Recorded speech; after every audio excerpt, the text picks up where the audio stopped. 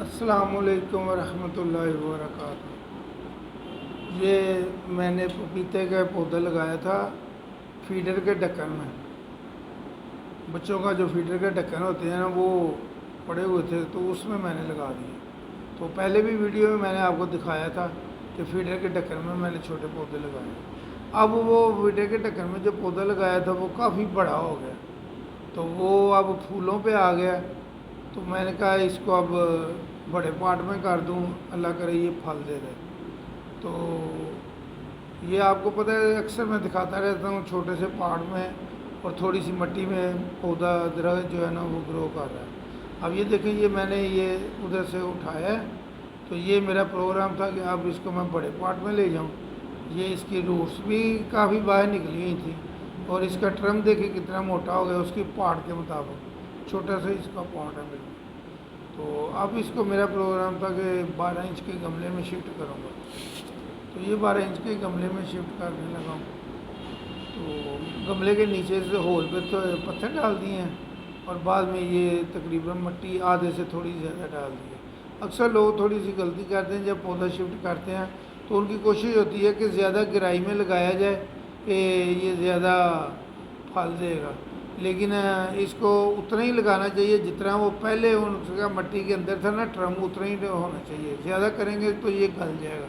دوسرا اس پہ غلطی یہ کرتے ہیں کہ یہ اس کو جو پھر لگا کے دھوپ میں لگا کے رکھ دیتے ہیں۔ یہ دیکھیں اب اس کو نا جو میں نکال کے یہ دیکھیں، یہ بالکل ہی اس کو چھوٹے سے یہ دیکھیں، یہ ڈھکن ہے، یہ اتنا سا ڈھکن ہے۔ یہ مٹی اتنی سی مٹی میں اس نے سروائی کی ہے، یہ اللہ کی مہربانی ہے۔ تو اس کو اب میں جو ہے نا ادھر لگا دوں۔ اب جب پودا شفٹ کر لیں تو اس کو فوری طور پہ جو ہے نا دھوپ میں نہیں رکھنا چاہیے، اس کو زیادہ کوشش کرنی چاہیے اثر کے بعد جو ہے نا پودے کو شفٹ کریں۔ تو 1 یا 2 دن پھر آپ ڈائریکٹ دھوپ میں نہ رکھیں، کسی پودے کے سائے میں رکھیں، اور مکمل چھاؤں میں بھی نہیں رکھنا چاہیے، یہ پودا خراب ہو جاتا ہے۔ تو یہ اس کو لگا کے مٹی ڈال دیں سائڈوں پہ اور ہلکی ہلکی اس کو تھاپ دیں، ذرا دبا دیں اس کو کہ مٹی جو ہے نا نرم جو ہے نا ہو، اور اس کو نیچے سے نا ویل ڈرین ہونا چاہیے۔ آپ جتنا پانی دیں اس کو جتنی ضرورت ہو وہ اتنا رکھیں، بقایا وہ جو ہے نا اس کو ویسٹ ہو جانا چاہیے۔ تو یہ دیکھیں چھوٹا سا پودا تھا جب میں نے لگایا، تو اب دیکھیں کتنا بڑا ماشاءاللہ ہو گیا۔ تو یہ ایسے تھوڑی تھوڑی مٹی کو اس کو دبا دیں، تو بعد میں جو ہے نا اس کو جب پودا لگ جائے تو اس کو پانی دے دیں، پانی ایک دفعہ بھر کے دے دیں، ساری اس کی مٹی ٹرم اور جو پانی زیادہ ہوگا وہ نکل جائے گا۔ تو اس طرح ان چیزوں کا دھیان رکھیں تو انشاءاللہ تعالیٰ پودے آپ کے ہرے بھرے رہیں گے۔